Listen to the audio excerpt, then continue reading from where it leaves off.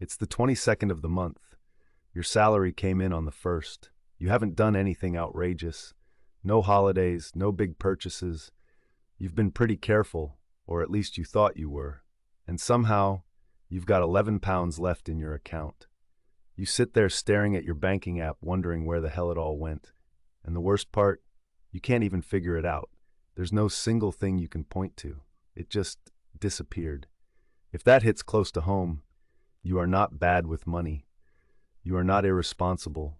You are not hopeless. You just haven't been given a system. And without a system, money will always find a way to vanish, no matter how much you earn. In this video, I'm going to give you that system.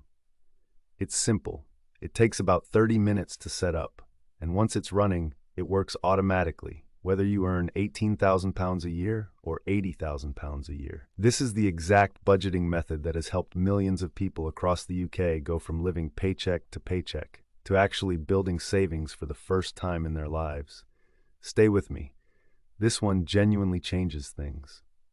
Welcome back, and if you are new here, welcome to the channel. My name is Mark, and this is the place where we talk about real money for real people living real lives in the UK.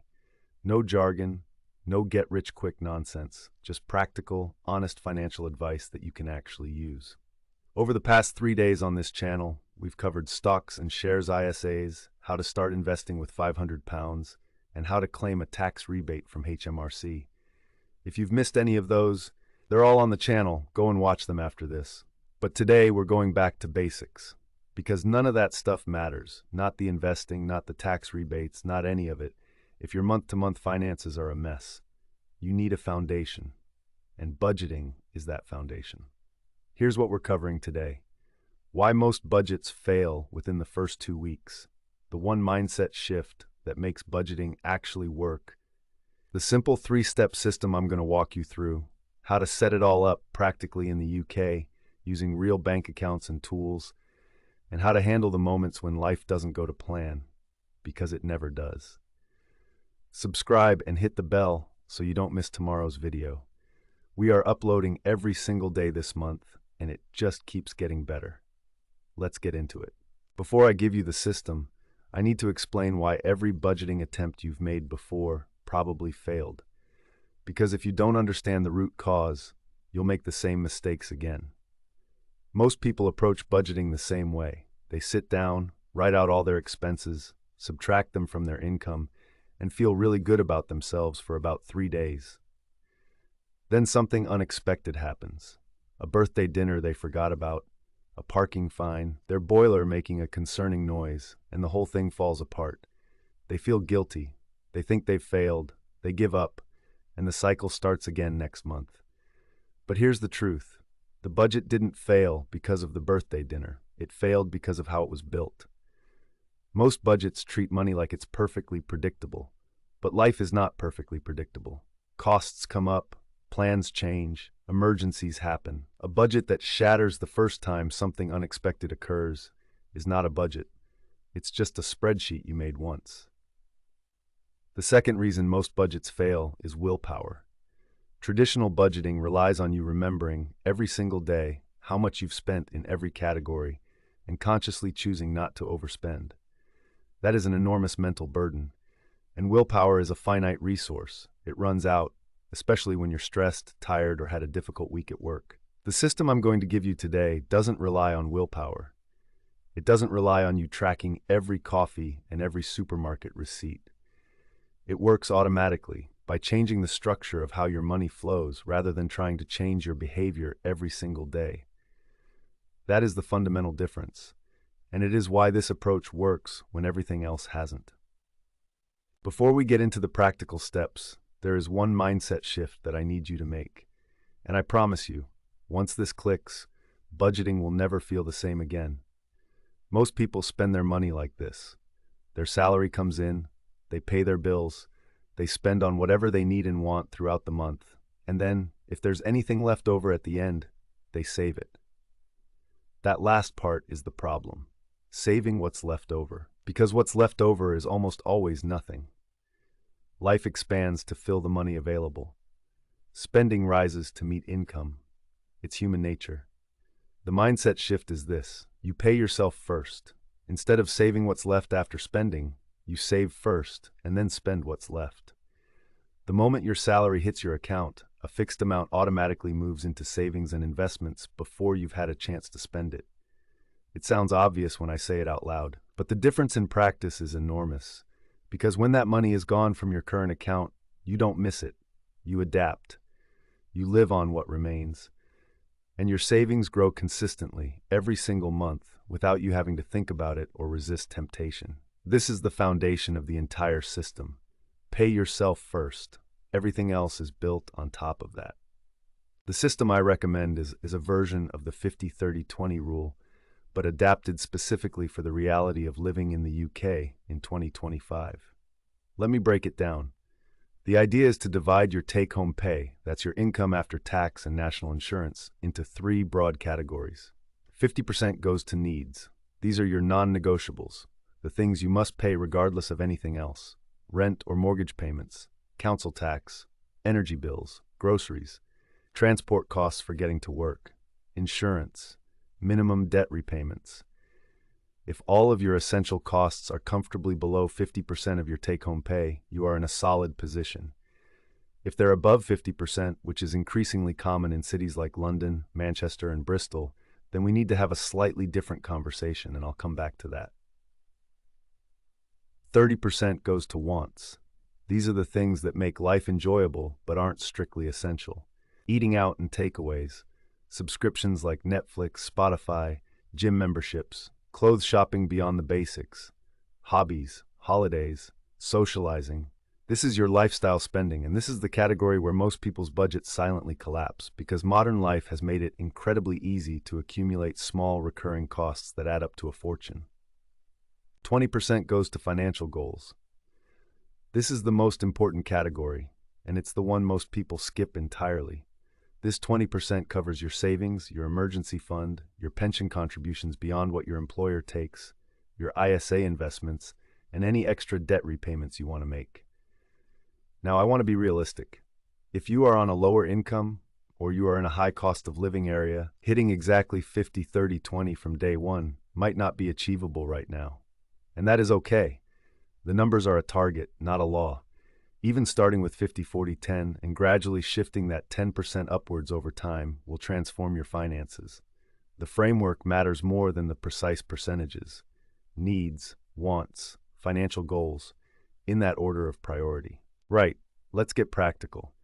Here is exactly how to set this system up using UK bank accounts.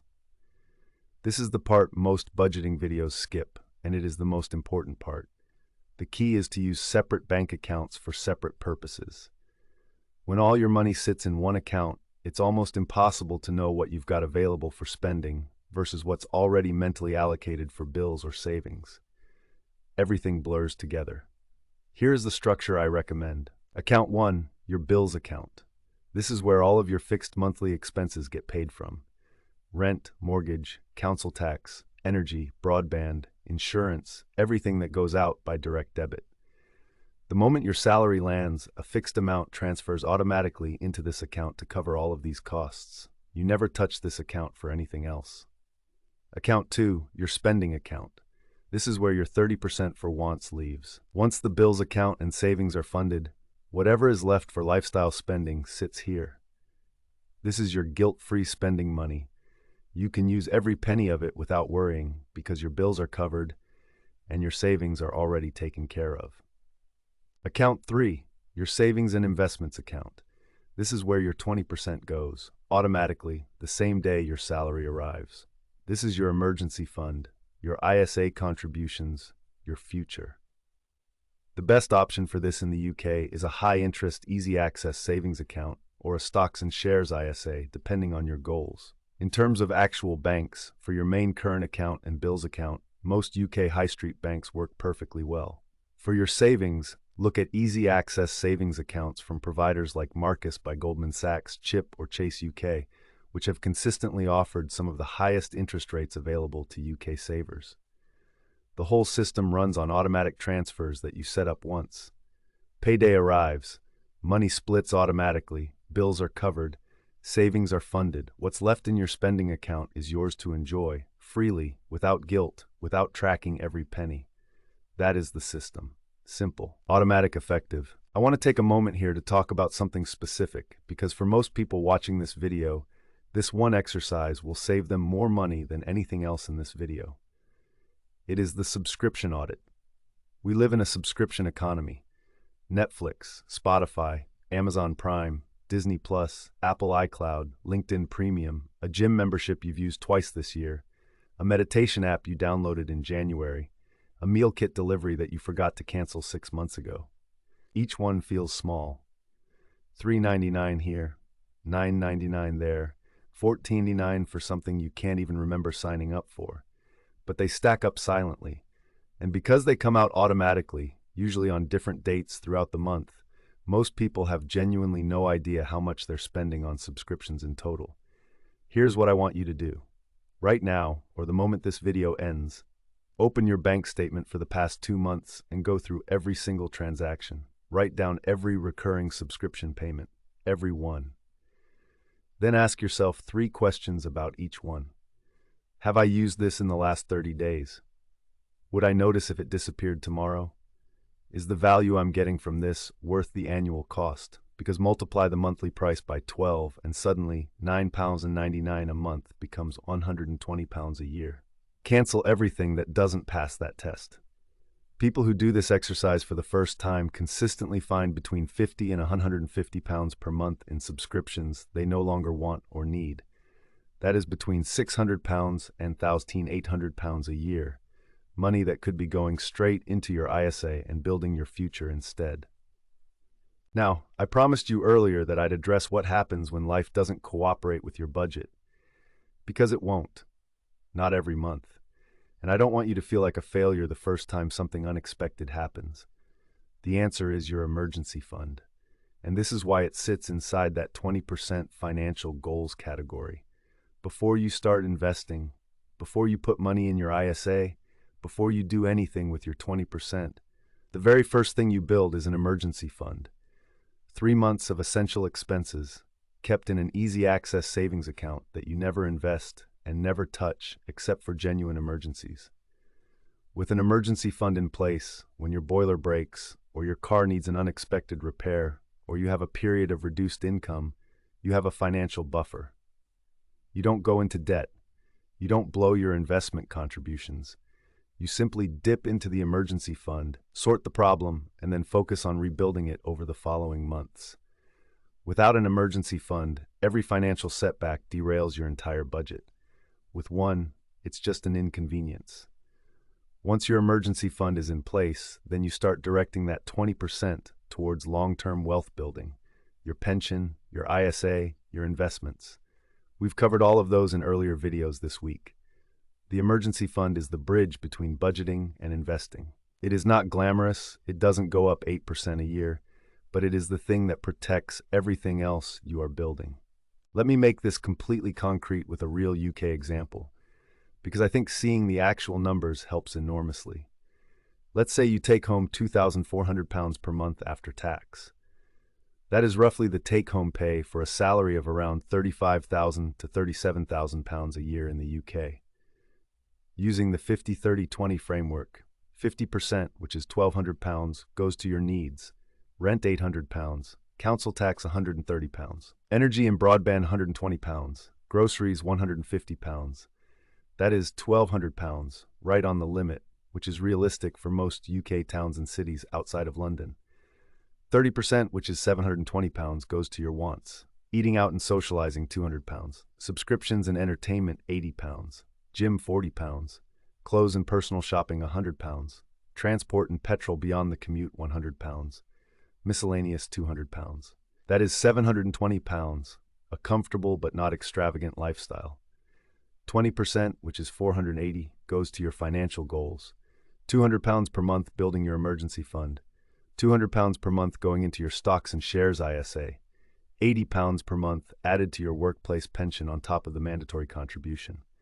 That £480 a month into savings and investments at 8% average annual returns in an ISA grows to over £85,000 in 10 years from a completely average UK salary. No lottery win, no inheritance, no second income, just a system, running automatically, every single month. So there it is, the simple budgeting system that actually works, for real people, living real lives in the UK. To recap everything we covered today, most budgets fail because they rely on willpower and assume life is predictable. This one doesn't. Pay yourself first, save and invest before you spend, not after. Use the 50-30-20 framework as your guide. 50% needs, 30% wants, 20% financial goals. Set up separate bank accounts so the system runs automatically. Do the subscription audit and reclaim the money you're silently losing every month. And build your emergency fund before anything else. It protects the whole system. None of this requires you to be a financial expert. None of it requires a huge income. It just requires a decision to stop letting money happen to you and to start making it work for you. If this video helped you, please give it a thumbs up. It takes 1 second and it makes a genuine difference to how many people this channel reaches. Drop a comment and tell me, what is the one area of your budget that you struggle with the most? Is it subscriptions, eating out, unexpected expenses? Let me know. I read every single comment. Tomorrow on this channel, side hustle income in the UK and when you actually have to pay tax on it. If you earn anything outside of your main job, whether that is selling on eBay, doing freelance work, or running a small business, this is something you absolutely need to know. Subscribe so you don't miss it. Thanks for watching. I'll see you tomorrow.